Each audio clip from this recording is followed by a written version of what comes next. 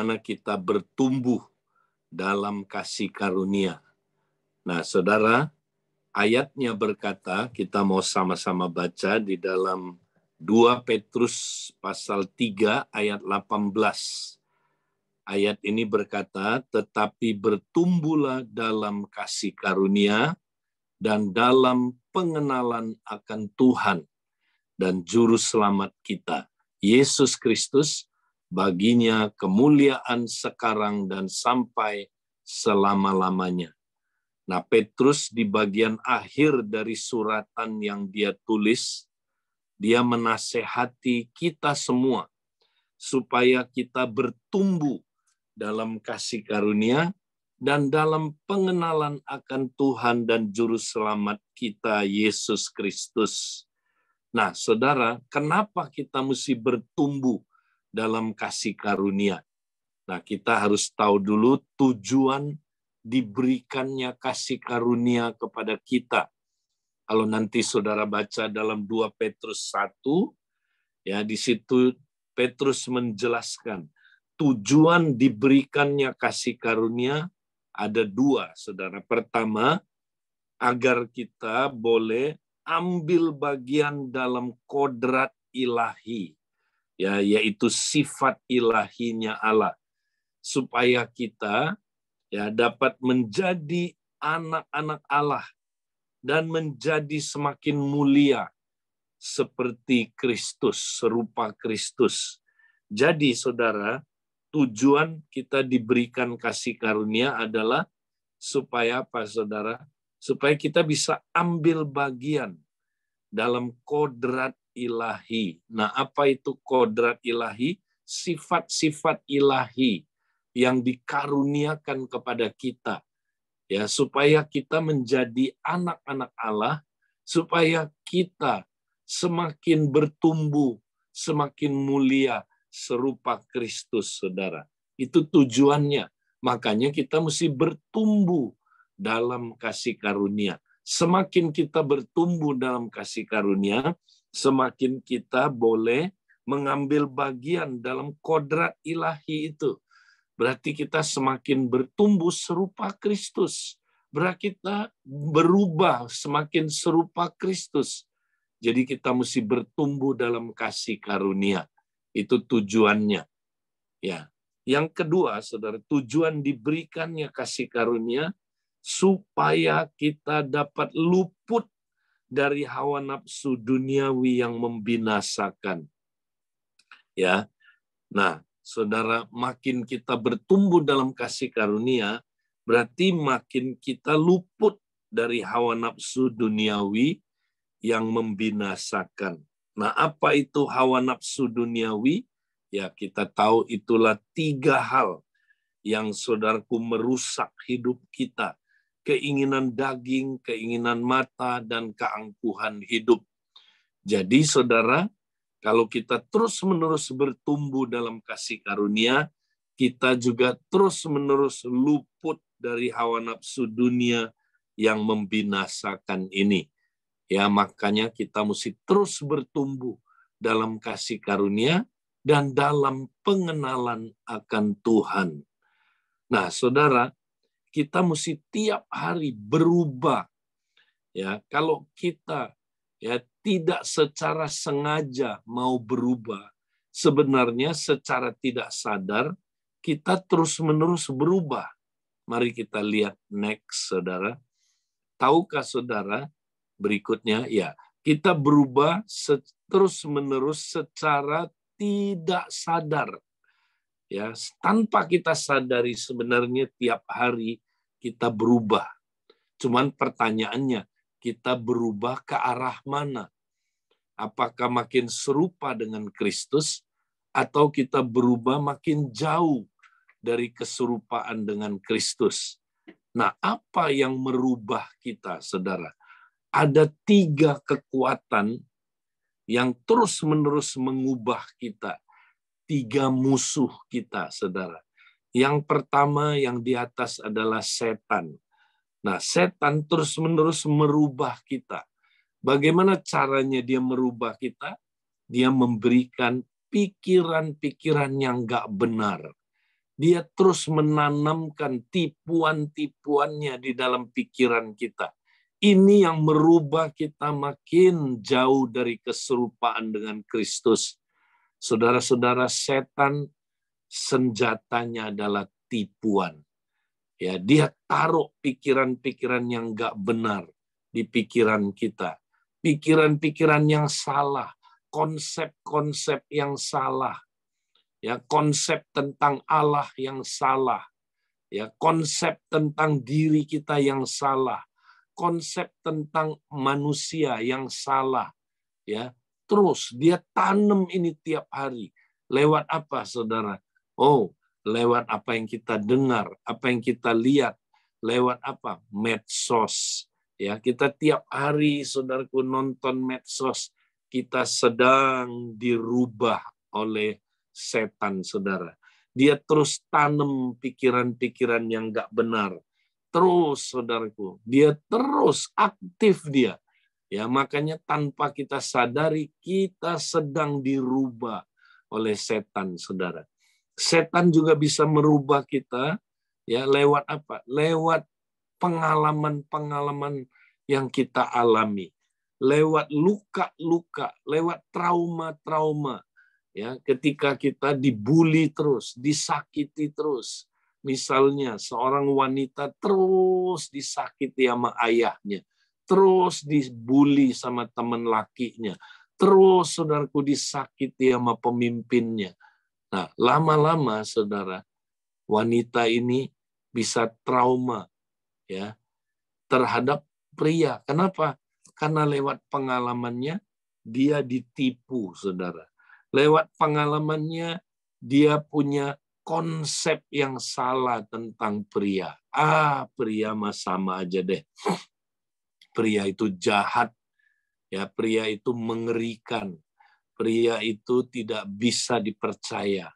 Ya, maka dia membuat komitmen-komitmen. Saya tidak akan dekat-dekat lagi dengan pria. Saya tidak akan percaya lagi sama pria. Nah, yang paling bahaya, saya tidak akan pernah menikah lagi dengan pria. Nah, lihat. Makanya, saudara, lesbian itu mulainya dari sini. Dia ditipu lewat pengalaman-pengalamannya. Lewat dia dibully, disakiti, dilukai. Dia punya konsep tentang pria yang salah.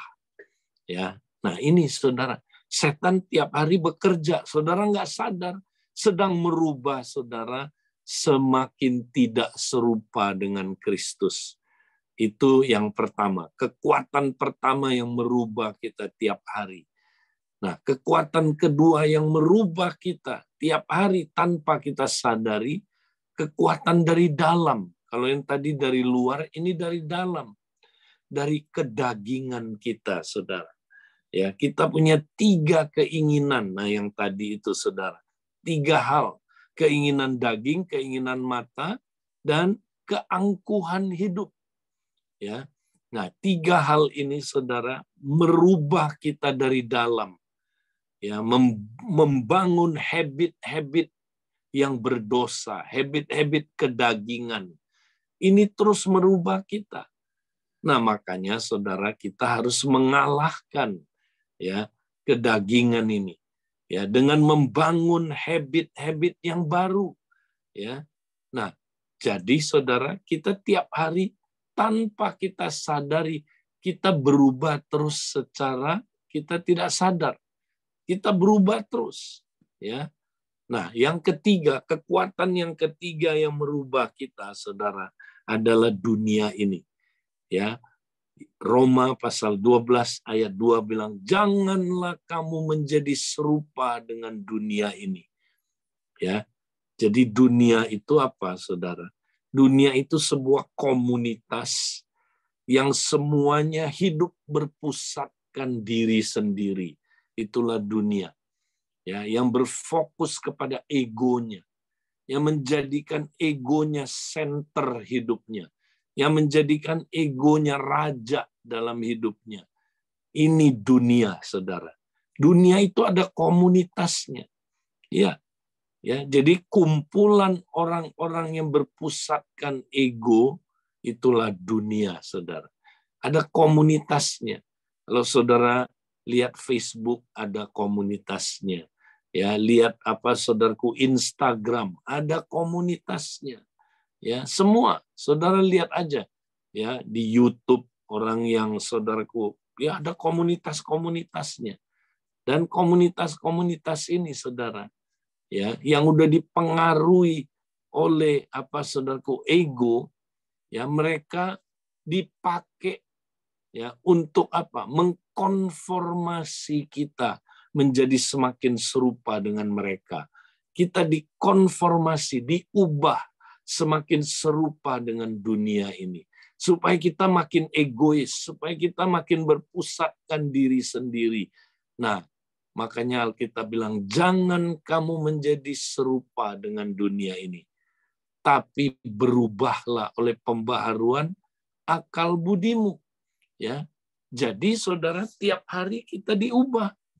Nah, kalau saudara diem aja, jadi orang Kristen diem aja, ya saudara jangan pikir oh saya diem aja, saya akan terus bertahan di posisi saya. Enggak. Kalau saudara diem aja, saudara akan turun. Kita kayak naik sepeda, saudara lagi nanjak. Kalau kita diem di tempat, kita bukannya nggak maju saja, tapi kita akan mundur, saudara. Kekuatan dunia ini seperti gravitasi yang selalu tarik saudara ke bawah. Ya, tipuan setan, keinginan daging, ya, dan dunia ini tarik saudara ke bawah. Saudara kalau tidak maju pasti mundur. Tidak ada yang di tengah, saudara. Oh, netral. Oh Pak Edi, saya udah sampai di sini tingkat pertumbuhan rohaninya. Ya, saya cukup ya lagi mau istirahat Pak Edi. Nah, orang yang kayak gitu, dia nggak sampai di situ, dia akan turun posisinya. Dia akan ditarik ke bawah, mundur. Makanya saudara kita nggak boleh diem aja. Ya, kita dirubah. Kita nggak bikin apa-apa, kita dirubah tiap hari semakin serupa dengan dunia ini. Sadar nggak, saudara? Ya, jadi kalau kita mau berubah serupa Kristus, apa yang mesti terjadi, saudara? Next, nah kita lihat. Jadi bagaimana kita bisa berubah? Ya, kita mesti berubah secara intensional. Saudara harus ambil keputusan, saya mau berubah secara intensional, ya, disengaja. Kalau saudara tidak dengan sengaja merencanakan perubahan, saudara juga berubah, tapi berubah makin serupa dengan dunia ini. Berubah makin jauh dari keserupaan dengan Kristus. Karena itu, saudara, kita mesti ambil action. Saya mau berubah secara intensional. Ya, ambil keputusan sekarang. Jangan diem aja, jangan pasif, jangan tidak berbuat apa-apa. Saudara, ya, kalau saudara tidak maju, saudara mundur. Ingat, ya, jadi kita harus berubah secara intensional. Nah, bagaimana berubah secara intensional? Sama, perlu 3 elemen. Nah, sama kayak tadi kita diubah secara tidak sadar oleh 3 kekuatan. Ya, nah demikian juga kalau kita mau berubah secara intensional, ada 3 kekuatan yang kita mesti miliki. Ya, yang pertama pengajaran Yesus. Saudara mesti terus-menerus dengar pengajaran Yesus. Ya, karena kalau saudara nggak dengar pengajaran Yesus, ya, saudara akan dengar pengajaran iblis. Karena pengajaran setan adalah menipu saudara. Dia terus tipu saudara tiap hari. Ya, nah tipuan hanya bisa dikalahkan oleh kebenaran. Ya, makanya kita mesti dengar pengajaran Yesus. Karena pengajaran Yesus intinya adalah tentang kerajaan Allah dan kebenarannya. Maka kalau saudara dengar pengajaran Yesus terus, saudara dapat mengalahkan tipu daya setan. Ya, tipu daya, pikiran-pikiran yang nggak benar dari setan, saudara bisa kalahkan. Ya, ingat pengajaran Yesus itu begitu penting sehingga Petrus, saudara berkata demikian.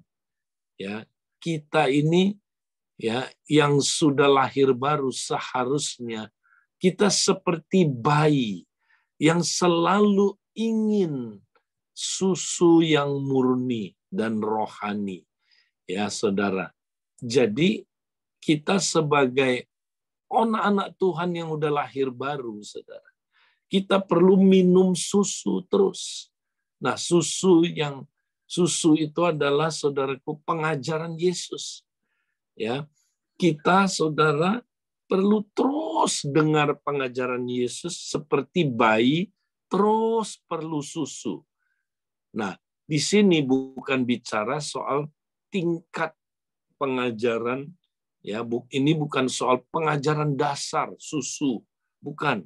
Konteksnya bukan begitu, saudara. Dia sedang mengumpamakan, ya, seperti bayi yang terus-menerus butuh susu, demikianlah semua orang dalam kerajaan Allah, ya, mau tingkat usia apapun, ya, Kristen anak, Kristen orang muda, Kristen bapak, dia perlu, ya, bergantung kepada susu, bergantung kepada pengajaran Yesus seperti bayi terus-terusan, butuh pengajaran, ya, butuh minum susu. Demikianlah kita butuh pengajaran Yesus. Bayi itu minum susu, saudara. Nggak bisa berhenti. Ya, nggak bisa begini, oh hari ini aja saya mau minum susu, besok nggak perlu lagi. Nggak gitu. Karena bayi bergantung sepenuhnya kepada susu itu. Ya, demikianlah kita bergantung sepenuhnya kepada pengajaran Yesus, saudara. Makanya kita di Abalov diulang-ulang pengajaran Yesus ini. Diulang-ulang, khususnya khotbah di bukit. Ya, diulang-ulang pengajaran tentang kerajaan Allah dan kebenarannya. Terus, saudaraku, ini kita terus mesti dengar. Baru bisa berubah serupa Kristus. Baru bisa mengenal Kristus, saudara. Ya, ini dia. Nah, ini unsur pertama yang harus kita miliki untuk berubah secara intensional. Nah, unsur yang kedua, ya, tadi dunia merubah kita secara tidak disadari lewat apa? Keinginan-keinginan daging kita. Ya, lewat apa, saudara? Keinginan mata, keinginan daging, dan keangkuhan hidup. Nah, kalau kita mau berubah, saudara, kita juga harus punya apa, saudara? Ya, keinginan-keinginan dari Roh Kudus. Ya, itu, saudaraku, keinginan-keinginan roh. Ya, nah, kalau kita izinkan keinginan roh bekerja, kekuatan dari dalam akan membentuk habit-habit yang baru, saudara. Ya, dan habit-habit yang baru inilah kekuatannya merubah kita dari dalam. Ya, semakin serupa dengan Kristus. Nah, caranya gimana, saudara? Praktek disiplin-disiplin rohani. Ya, jadi lewat disiplin-disiplin rohani, kita, saudaraku, ya, dapat bertumbuh dalam kasih karunia. Karena disiplin-disiplin rohani itu adalah apa? Sarana-sarana dari kasih karunia. Jadi mari kita praktekkan disiplin-disiplin rohani kalau kita mau berubah. Nah, bagaimana cara mempraktekkan disiplin-disiplin rohani? Nah, hari ini nanti kita akan belajar lebih detail, ya. Kita akan dapat beberapa petunjuk bagaimana mempraktekkan disiplin-disiplin rohani. Ini unsur yang kedua untuk berubah secara intensional. Nah, unsur yang ketiga untuk kita berubah secara intensional adalah hidup dalam komunitas. Ingat, saudara, nggak bisa berubah tanpa hidup dalam komunitas. Ya, seperti dunia, ya, komunitasnya mengubah kita makin serupa dengan dunia ini. Demikian juga lewat komunitas dalam tubuh Kristus, kita bisa berubah semakin serupa Kristus. Saudara, kita harus taruh perhatian benar-benar unsur yang ketiga ini. Ya, nah banyak orang Kristen, saudara, hanya punya dua unsur. Dia dengar pengajaran Yesus, dia punya disiplin-disiplin rohani, tapi dia nggak punya komunitas dalam tubuh Kristus. Ya, dia nggak bisa berubah, saudara. Bahkan disiplin-disiplin rohaninya sulit dia praktekkan, saudara, tanpa dia hidup dalam komunitas, karena nggak ada accountability. Ya, disiplin rohani bisa kita praktekkan kalau kita ada teman akuntabilitas. Ya, teman di mana kita, saudara, mempertanggungjawabkan hidup kita. Ya. Nah, saudara, juga kenapa kita perlu hidup dalam komunitas? Karena memang kita diselamatkan ya untuk bergabung ke komunitas tubuh Kristus. Nah, kalau kita ada di dalam tubuh Kristus, ya kita pasti akan diubah oleh Kristus sang kepala itu. Misalnya, tangan kanan kiri saya sakit, saudara, terluka, kesayat pisau. Ya, siapa yang merasa paling sakit? Sang kepala. Ya kan? Kepala yang meringis terus. Aduh, kenapa, saudara? Karena tangan ini bagian dari sang kepala. Tahukah saudara adalah bagian hidup dari Kristus? Ya, saudara bukan ecek-eceknya tubuh Kristus, bukan. Saudara benar-benar anggota tubuhnya Kristus. Makanya kalau saudara sakit, dia yang merasa lebih sakit. Kalau saudara terluka, dia dapat merasakan luka itu. Ya, makanya kalau saudara ada di dalam tubuh Kristus, saudara terluka, ya pasti sang kepala akan berinisiasi menyembuhkan saudara. Nah, gimana cara dia menyembuhkan saudara? Dia pakai tangan yang lain. Dia pakai tangan kanan. Ya, dia bilang sama tangan kanan, ambil tuh obat. Ya, ayo bersihkan lukanya. Setelah itu tempel tensoplas. Ya, kemudian kamu sayang tuh. Dan besok cek lagi udah sembuh belum. Ya, kalau belum sembuh ganti lagi, obatnya kasih lagi. Ganti tensoplasnya yang baru ya supaya jangan infeksi. Saudara, sang kepala akan sibuk menyembuhkan saudara kalau saudara hidup dalam komunitas. Dia akan pakai anggota lain menyembuhkan saudara. Tapi kalau saudara lagi terluka, bilang, aduh saya lagi capek, saya lagi banyak masalah. Tunggu ya Pak Edi ya, saya ya beresin masalah saya dulu, baru saya kembali ikut kompak sama ikut komsel. Saya nggak enak ada masalah, nanti saya beresin dulu ya masalah saya, baru saya nanti kembali lagi ke kompak. Nah, ini sesat pikir ini, saudara. Orang yang kayak begini sesat pikir. Ya, itu sama kayak tangan lagi luka. Dia bilang nggak enak nih, lagi luka, ganggu ya tubuh, bagian tubuh yang lain. Udah, saya sendirian dulu ya. Saya nggak mau ikut dulu ya kegiatan-kegiatan dalam tubuh. Ya, saya menyendiri dulu deh. Nanti kalau saya udah sembuh, nah udah enakan, baru saya balik. Karena saya nggak enak, ganggu tubuh terus. Nah, itu ada orang yang sesat pikirnya sampai gitu, saudara. Lalu, saudara, dia mulai, saudara, memisahkan diri. Dia tidak mau lagi ikut kompak, ikut komsel, dia menyendiri. Nah, kalau tangan saya lagi luka, ya, menyendiri, dipotong, ditaruh di pinggir jalan. Kira-kira apa yang terjadi, saudara? Dia sembuh nggak? Bukan cuma dia nggak sembuh, yang lebih ngeri ketemu bleki dimakan tangan itu, saudara. Ya, nah banyak orang Kristen punya sesat pikir, ya karena nggak ngerti pentingnya hidup dalam komunitas, hidup dalam tubuh. Kalau kita nggak hidup dalam tubuh, kita jangan mimpi bisa berubah, saudara. Jangan mimpi pun jangan. Kita nggak bakal bisa berubah. Saudara, makanya ayo kita semangat mesti hidup dalam komunitas. Hidup di kompak, hidup di komsel, saudara. Baru kita ngalamin perubahan. Ya, jadi 3 unsur ini tidak boleh tidak ada kalau kita mau berubah secara intensional. Nah, hari ini kita mau memperdalam tentang disiplin-disiplin rohani. Ya, karena banyak yang belum mengerti bagaimana praktek disiplin-disiplin rohani. Nah, untuk mempraktekkannya, saudara, nah kita mesti tahu dulu ya satu prinsip. Next kita lihat, saudara. Nah, saya ceritakan dulu latar belakangnya.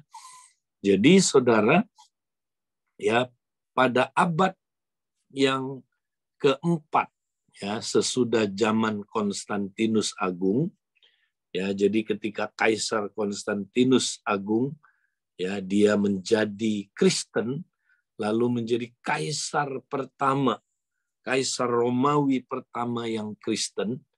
Nah, mulai dari sejak itu, saudara, kemudian setelah beberapa generasi ke bawah, ya agama Kristen menjadi agama resmi negara, agama negara yang resmi. Nah, akibatnya ada baiknya, saudara. Ya, kekristenan bertambah banyak. Nah, itu bagus. Tapi ada tidak bagusnya. Ya, apa yang tidak baiknya, saudara? Karena kekristenan telah menjadi agama negara yang resmi, nggak ada lagi aniaya. Orang Kristen dilindungi. Orang Kristen, saudaraku, enak-enak, nyaman. Tidak ada aniaya, tidak ada penderitaan. Nah, ditambah rame-rame orang masuk Kristen. Kenapa rame-rame masuk Kristen? Karena Kristen udah jadi agama negara. Kalau saya nggak jadi Kristen, saya bukan orang Romawi dong.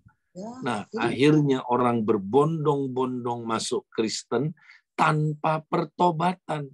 Masuk Kristen tanpa kelahiran baru. Nah, ini bahaya. Akhirnya kualitas hidup orang Kristen sama aja dengan dunia ini. Ya, tidak ada bedanya, saudara. Bahkan menjadi kesaksian yang sangat buruk. Ya, menjadi apa, saudaraku? Ya, kesaksian yang sangat-sangat mempermalukan nama Tuhan. Nah, kekristenan, saudaraku, tidak lagi ya seperti di gereja mula-mula. Ya, orang Kristen, saudara, akhirnya, saudara, hidupnya, saudara, nggak berbeda dengan orang dunia. Nggak semuanya ya, tapi rata-rata kayak begitu. Nah, orang-orang Kristen yang sungguh-sungguh lahir baru, saudara. Orang Kristen yang sungguh-sungguh memang, saudara, ya, orang Kristen yang udah bertobat, ya, mereka nggak betah melihat gaya hidup, ya, masyarakat waktu itu yang disebut Kristen. Ya, mereka sama aja kayak dunia ini. Dunia kawin cerai, mereka juga kawin cerai, ya. Dunia ini ya berzina, saudara. Mereka ikut berzina juga sama, ya. Dunia masih nyembah berhala, ya, saudara. Mereka ikutan menyembah berhala juga, ya. Jadi orang-orang Kristen sejati ini, saudara, benar-benar nggak betah. Mereka rindu kembali lagi ke gaya hidup gereja mula-mula. Di mana saudara bisa praktek disiplin-disiplin rohani. Bisa saudaraku praktek bagaimana ya kita mempraktekkan doa, ya memberi, puasa, disiplin kerahasiaan, disiplin silence and solitude, ya disiplin-disiplin rohani, saudara. Akhirnya orang Kristen supaya bisa praktek ini, mereka ramai-ramai, ya ini Kristen yang lahir baru, lari ke padang gurun, saudara. Nah, di padang gurun itu mereka membentuk awalnya komsel-komsel. Bentuknya komsel, saudara. Mereka mau kembali ke gereja mula-mula. Mereka mulai praktek disiplin-disiplin rohani. Akibatnya terjadi revival besar, ya. Revival yang dahsyat. Nah, lama-lama, saudara, komunitas kecil-kecil ini bertumbuh menjadi komunitas biara. Ya, pada tahun 800-an itu menjadi biara-biara di mana-mana, saudara. Kalau saudara pernah ya ikut Holy Land Tour, saudara pergi ke Sinai, di situ ada Santa Catarina. Nah, itu salah satu, saudaraku, biara ya yang dibangun oleh orang-orang Kristen tadinya yang lahir baru. Ya, mereka nggak puas dengan hidup ya kekristenan yang ada pada zaman itu. Mereka lari, saudara, untuk membentuk biara. Ya, nah, saudara, jadi pada zaman itu, saudara, ada benernya ya hidup seperti itu, saudara, bahwa kalau kita nggak fokus praktek disiplin-disiplin rohani, kita nggak mungkin bisa berubah. Nah, maka, saudara, pada zaman itu di tahun 800-an, ada seorang biarawan namanya Santa Benedictus. Nah, dia, saudara, sangat concern sama praktek disiplin rohani. Nah, dia menulis beberapa tulisan yang sangat terkenal. Nah, ini kita bisa pelajari, saudara. Ya, jadi dia menulis, saudara, kalau kita mau berubah serupa Kristus, kalau kita mau menghasilkan buah, kita harus mengatur hidup kita menurut pola Yohanes pasal 15. Ingat Yohanes pasal 15 itu apa? Ya, tinggallah di dalam Kristus dan Kristus tinggal di dalam kita. Maka kalau kita tinggal dalam Kristus, Kristus tinggal dalam kita, kita pasti berbuah lebat. Kita nggak usah ngeden berbuah itu. Berbuah itu sebagai hasil natural. Karena kita tinggal di dalam Kristus dan Kristus tinggal di dalam kita. Nah, saudara, aturan pola hidup Yohanes 15 ini, ya dia sebut sebagai the rule of life. Aturan atau pola hidup yang benar. The rule of life. Ya, bukan rules plural, bukan. The rule singular. Ya, jadi aturan hidup. Saudara harus atur hidup saudara menurut aturan atau pola hidup sesuai dengan Yohanes 15. Ingat, Yohanes 15 itu apa, saudara? Sederhana sekali. Tinggal di dalam Kristus dan Kristus tinggal di dalam kita. Udah itu aja. Atur seluruh hidup saudara menurut pola ini. Kalau saudara bisa atur hidup saudara menurut pola ini, yaitu kita tinggal dalam Kristus dan Kristus tinggal dalam kita, pasti dijamin hidup saudara pasti berubah. Berubah serupa Kristus. Yesus bilang, di luar aku, kamu tidak dapat berbuat apa-apa. Ya. Nah, jadi kalau kita mau berubah serupa Kristus, aturlah hidup kita. Rencanakan hidup kita menurut aturan hidup yang benar. Menurut the rule of life. Nah, kata rule, saudara, ya yang dikatakan oleh Benedictus, itu berasal dari kata regula dalam bahasa Latinnya, yang artinya kayu yang lurus atau penggaris. Nah, lihat gambar ini, saudara. Ya, kalau saudara lihat gambar ini gambar apa? Ya, gambar pohon anggur. Pokok anggur yang ada carang-carangnya. Nah, saudara perhatikan, agar carang-carang pokok anggur ini ya dapat dengan baik ya melekat pada pokoknya, supaya dia nggak copot, ya, supaya dia terus, saudaraku, bisa melekat dengan baik pada pokoknya, maka carang-carang anggur ini perlu disupport oleh penggaris-penggaris ini. Oleh apa, saudara? Ya, oleh kayu-kayu lurus ini. Ini yang disebut the rule, ya, the rule, regula. Ya, jadi saudara, agar kita carang-carang dapat ya dipastikan tinggal pada pokok, ya, dan pokok tinggal pada kita, maka kita perlu disupport oleh the rule of life, ya. Kita perlu disupport oleh regula ini, ya. Jadi saudaraku, ini adalah ya prinsip yang sangat bagus untuk kita bisa bertumbuh di dalam Kristus. Nah, saudara, karena itu mari kita atur hidup kita menurut pola Yohanes 15. Nah, ingat, Yohanes 15 itu cuma ada 2. Kita tinggal dalam Kristus, dan kedua, kita membiarkan Kristus tinggal dalam kita. Bagaimana kita tinggal dalam Kristus? Masih ingat?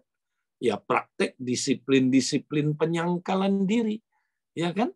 Disiplin kerahasiaan, disiplin doa, puasa, ya, memberi, mengontrol mamon, jangan sampai dikontrol mamon. Carilah dahulu kerajaan Allah dan kebenarannya, ya saudara. Nah, ini disiplin-disiplin, ya saudara, di mana kita menyangkal diri. Kalau kita nggak menyangkal diri, kita nggak bisa tinggal dalam Kristus, ya. Jadi itu, saudaraku. Nah, kedua, Kristus harus kita biarkan tinggal dalam kita. Caranya gimana? Praktek disiplin-disiplin keterlibatan, ya. Karena kita perlu terima nutrisi kehidupan dari Kristus sang pokok itu. Ya, lewat apa? Coram Deo kita menerima, ya, kita tinggal di hadiratnya. Ya, merenungkan firman, kita makan firman, saudara. Ya, kita praktek kompak, komsel, kita sedang minum minuman rohani. Jadi, saudara, kalau kita nggak atur hidup kita, ya, menurut pola Yohanes 15, kita nggak mungkin bisa berbuah.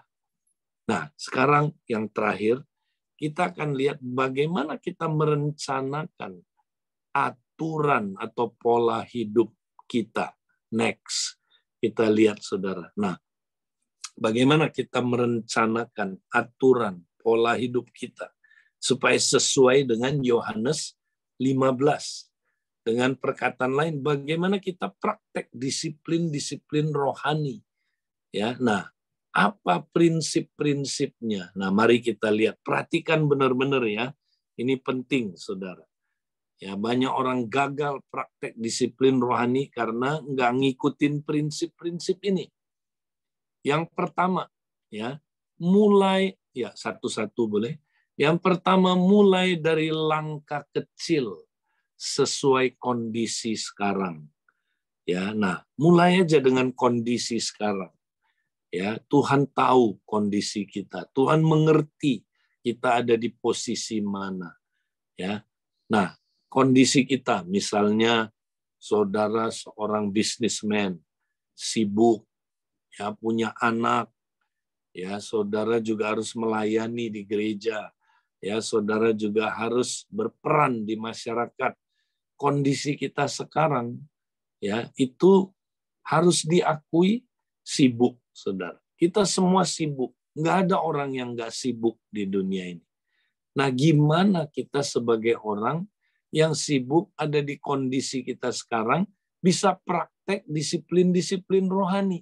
Nah, mulai dengan langkah yang kecil. Jangan, ya, kita langsung mulai mau idealnya dulu. Jangan. Misalnya, saya mau doa 1 jam. Aduh, pasti gagal. Coba deh praktek. Doa 1 jam. Ya, 5 menit aja nggak jadi. Ya kan, saudara? Jadi, mulai dari langkah kecil. Misalnya, ya, saudara bikin keputusan. Saya mau, ya, berdoa 3 menit sehari, misalnya. Merenungkan firman Tuhan 3 menit sehari. Nggak apa-apa. Mulai dari yang kecil. Ya, saya mau mempersembahkan tubuh saya tiap hari 3 menit. Karena saudara belum biasa praktek disiplin rohani. Nggak usah tertuduh, saudara. Ya, mulai dari langkah kecil. Kalau bisa 3 menit, 3 menit dulu. Yang penting kita mulai secara intensional. Ya, mulai. Nah, 5 menit misalnya. Saya mau praktek silence 5 menit. Tahukah saudara, itu nggak mudah. 5 menit, coba praktek. 2 menit aja, silence. Waduh, pikirannya kemana-mana. Ya saudara, nah ini perlu latihan. Ya, jadi kita bikin langkah-langkah kecil. Misalnya 5 menit saya mau praktek doa dan penyembahan tiap pagi. Ya, 5 menit saya mau praktek apa? Ya, merenungkan firman. Ya, kita merenungkan firman. 5 menit aja, nggak usah banyak-banyak dulu. Ya, terus 5 menit saya mau praktek silence and solitude. Ya, sambil apa? Mempersembahkan tubuh saya. Ya, misalnya itu. Udah, mulai dulu aja. Ya. Nah, next yang kedua, harus spesifik, Saudara. Ya, jadi jangan gini. Kamu mau praktek apa? Ya, pokoknya saya mau praktek disiplin rohani. Apa? Ya, pokoknya disiplin rohani. Ya, nanti lihat aja ya, apa yang saya bisa, saya praktek. Betul, mulai dari langkah kecil, tapi harus spesifik. Saya mau apa? Saya mau praktek ya, berdoa dan menyembah Tuhan 5 menit. Itu spesifik. Saya mau merenungkan firman ya, sesuai dengan ya ayat-ayat yang ada, misalnya ya kalian lagi renungin Mazmur ya, spesifik ya, katakan apa yang saudara mau lakukan 5 menit itu, merenungkan apa ya, terus 5 menit lagi saya mau silence, praktek silence and solitude ya. Nah, oke, jadi be spesifik. Nah, yang ketiga, prinsipnya mengurangi bukan menambahkan. Nah, ini penting, saudara. Jadi jangan lihat ini sebagai tambahan acara, tambahan program. Ya, kalau nambah lagi, saudara, kita aja udah begitu sibuk. Ya, nambah lagi, ya nggak mungkin kita bisa lakukan. Nanti saudara frustrasi kalau konsepnya nambah. Ya, jadi konsepnya bukan nambah, mengurangi. Nah, maksudnya apa? Ya, saudara, coba evaluasi lagi. Ya, semua kegiatan hidup saudara, apakah udah sesuai dengan pola hidup Yohanes 15? Apa yang saudara lakukan ada kaitannya enggak sama tinggal dalam Kristus dan membiarkan Kristus tinggal dalam kita? Ada kaitannya enggak sama itu? Kalau enggak ada kaitannya, kenapa enggak dikurangi kegiatan-kegiatan itu? Ya, kurangi. Contoh, saudara. Ya, coba saudara cek, coba saudara evaluasi sepanjang hari. Saudara ngapain aja sih? Ya, kalau kita nanti evaluasi, kita temukan, saudara, sebenarnya ada beberapa kegiatan yang kita lakukan itu sebenarnya tidak ada kaitannya sama Yohanes 15. Ya, atau kurang berkaitan sama Yohanes 15. Ya. Saudara tanya, apakah saya dengan ya melihat apa gadget saya, menonton smartphone saya berjam-jam, ada kaitannya enggak sama saya tinggal dalam Kristus? Atau enggak ada kaitannya? Nah, kalau enggak ada kaitannya, bayangin, saudara 2 jam loh ngeliatin apa, saudara? Yang ngeliatin gadget, saudara. 2 jam itu, ya kalau dikurangin jadi 1 jam aja. 1 jam itu bisa buat praktek apa, saudara? Disiplin rohani. Ya kan? Jadi bohong kalau kita bilang, saya nggak punya waktu, Pak Edi. Ya, bukan nggak punya waktu. Karena waktu kita dicuri. Oleh siapa, saudara? Oleh musuh kita. Kita dicuri waktunya. Ya kan? Sehingga kita nggak bisa fokus mencari kerajaan Allah terlebih dahulu dan kebenarannya. Ya, jadi yang kita cari yang lain-lain ini. Nah, kenapa kita nggak kurangin? Ya, atau ada yang kita bisa hilangkan. Ya kan? Kalau kita, saudaraku, bisa hilangkan, kita kenapa nggak hilangkan? Ya, nggak usah lihat hal-hal itu, saudara. Ya, kita bisa mempraktekkan disiplin rohani. Nanti saudara akan kaget, kok hidup saya berubah ya? Nah, karena saudara mengurangi aktivitas-aktivitas yang tidak berkaitan sama Yohanes 15. Ya. Tapi kalau saudara nggak mau kurangi itu, saudara nambah terus program, ya mustahil dilakukan. Saudara tetap nonton pakai gadget saudara jam-jaman ya. Tetap jam-jaman dikuasai oleh nonton drakor, bukannya nggak boleh. Tapi saudara terus diikat, dikuasai oleh itu jam-jaman loh. Ya. Nah, tapi kita ngaku nggak punya waktu untuk doa, nggak punya waktu untuk saudara merenungkan firman. Kita bisa atur, asal kita ngerti. Makanya kita perlu the rule of life, regula itu. Mari kita atur hidup kita menurut pola Yohanes pasal 15. Next, berikutnya. Pertimbangkan ya, saudara, musim kehidupan dan tingkat pertumbuhan rohani. Jadi tiap orang ada musim kehidupannya, saudara. Oke, ya, contoh seorang ibu atau sebuah keluarga muda, anaknya masih bayi dan belum sekolah. Tentu musim kehidupan seperti ini ya berbeda dengan musim kehidupan ya Bang Darwin yang anaknya sudah lebih besar-besar. Ya, maka mengatur waktunya beda. Ya, ibu-ibu khususnya yang sedang menyusui bayi, ya susah saudara kalau mesti saat teduh menurut pola orang yang anak-anaknya udah gede. Jadi kita mesti temukan pola saat teduh kita kapan, pola kita berdoa kapan, waktu yang tepat. Nah, tiap ibu-ibu akan diberi hikmat. Ya, nah contoh ibu-ibu sedang menyusui, anak-anaknya belum sekolah, nggak bisa kan ninggalin anaknya sering-sering. Nah, makanya untuk disiplin kompak dan komsel, mana mungkin dia praktekkan, saudara. Ya, kalau dia di musim kehidupan seperti ini. Nah, kita sesuaikan caranya, bersyukurlah Tuhan kasih karunia teknologi. Gunakan, saudara. Ya, kita bisa berkompak dengan ibu-ibu lain yang musim kehidupannya hampir sama.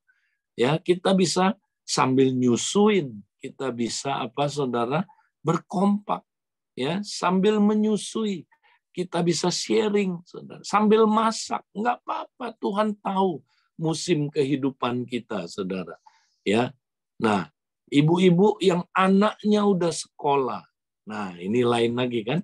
Kita tunggu sampai anak-anak kita udah sekolah, baru kita saat teduh ya, kita renungin firman, saudara, kita berkompak dan sebagainya.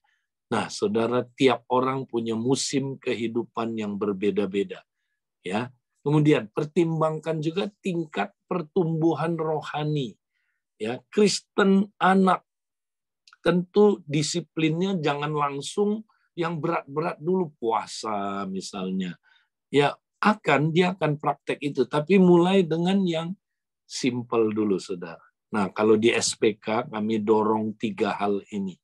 Berdoa dan menyembah Bapa ya, tiap hari. Ya, berdoa dan menyembah Bapa. Yang kedua, merenungkan firman. Ya, merenungkan firman. Ya, nah, yang ketiga apa, saudara? Ya, mempersembahkan tubuh, Roma 12 ayat 1 ya, tiap hari. Menyerahkan dirinya untuk dipimpin oleh Roh Kudus ya, tiap hari. Nah, lakukan ini dulu. Ini disiplin yang paling mendasar, saudara. Punya hubungan tiap hari dengan Allah Tritunggal. Hubungan dengan Bapa lewat doa dan penyembahan. Hubungan dengan firman lewat merenungkan firman. Hubungan dengan Roh Kudus lewat tiap hari dia penuh dengan Roh Kudus, berjalan mengikuti pimpinan Roh Kudus. Nah, ini disiplin yang sangat basic buat Kristen anak. Tapi kalau saudara udah Kristen orang muda, harus lebih komprehensif praktek disiplin rohaninya. Kalau enggak, saudara enggak bakal menang. Ya, saudara akan jatuh bangun terus dalam dosa. Ya, makanya mesti lebih komprehensif mempraktekkan disiplin rohaninya. Ya, saudara mesti lebih banyak lagi, bertambah-tambah, bertumbuh dalam disiplin rohani, saudara. Ya, nah itu pertimbangkan musim kehidupan dan tingkat pertumbuhan rohani. Berikutnya, dikit lagi, pertimbangkan keunikan pribadi Anda. Ya, jadi perhatikan, saudara, ada orang tipe D dan I misalnya, dibandingkan dengan S dan C, ya. Misalnya dalam mempraktekkan disiplin, ya disiplin rohani, ada disiplin-disiplin yang bagi kita itu kenikmatan, mudah, bahkan menjadi kesukaan. Contoh, saya tipe S atau C, ya. Kalau suruh praktek silence and solitude, hore, itu menyenangkan, saudara. Karena itu cocok sama keunikan kepribadian kita. Ya kan? Kalau disuruh sabat, paling seneng tuh orang C. Ya, diem aja, menyendiri, ya, nggak kerja dulu, ya. Itu buat orang C, ya, orang S itu menyenangkan. Buat orang D, buat orang I, ya, itu penderitaan berat. Ya, orang D dan I, penderitaan berat. Ya, nah makanya dia perlu belajar, ya, keunikan kita. Ya, buat orang I, komsel itu menyenangkan. Komsel itu, dia ngobrol, dia bersosialisasi. Tapi buat orang C, komsel itu berat, penderitaan buat dia. Ya, buat orang S juga, saudara, ya. Ada hal tertentu buat dia itu penderitaan. Ada hal tertentu buat dia itu kenikmatan. Jadi kita pertimbangkan keunikan kita. Next, seimbangkan disiplin-disiplin rohani yang lebih mudah dengan disiplin-disiplin yang lebih sulit. Ya, jadi jangan yang kita suka aja. Ya, kita tipe S, jangan kita hanya praktek disiplin yang kita suka terus. Ya, nah kita mesti belajar ditambah dengan disiplin yang kita nggak suka, saudara. Nah, jadi seimbang. Nah, yang terakhir, ya, berpikiran holistik. Segala sesuatu yang dilakukan adalah disiplin-disiplin rohani, ya, yang terakhir dikeluarin. Nah, jadi saudara, pada akhirnya nanti semua disiplin itu adalah disiplin rohani, itu adalah segala sesuatu yang dilakukan adalah disiplin rohani. Ya, Kolose pasal 2, pasal 3 ayat 17, segala sesuatu yang kamu lakukan atau apapun yang kamu lakukan, baik ya dengan perkataan maupun dengan perbuatan, lakukanlah seperti untuk Tuhan, ya, atau lakukanlah dalam nama Tuhan Yesus Kristus, ya.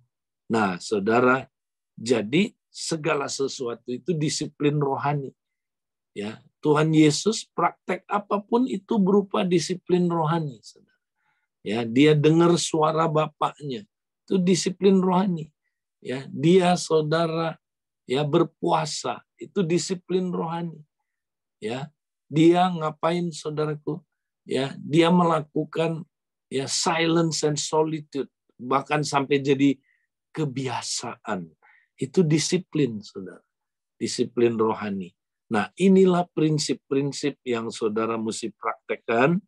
Nah, mari kita tetap semangat mempraktekkan disiplin-disiplin rohani dengan ya pola hidup seperti yang ada di Yohanes pasal 15. Tuhan memberkati kita, dan karena waktu ya saya kembalikan ke teman-teman yang bertugas karena waktu kita sudah ya cukup lewat, ya saya serahkan kembali. Tuhan berkati. Terima kasih Kak Edi untuk equipping yang sangat memberkati dan membangun kita. Bapak Ibu, nanti Bapak Ibu mulai praktekkan apa yang kita terima pagi hari ini.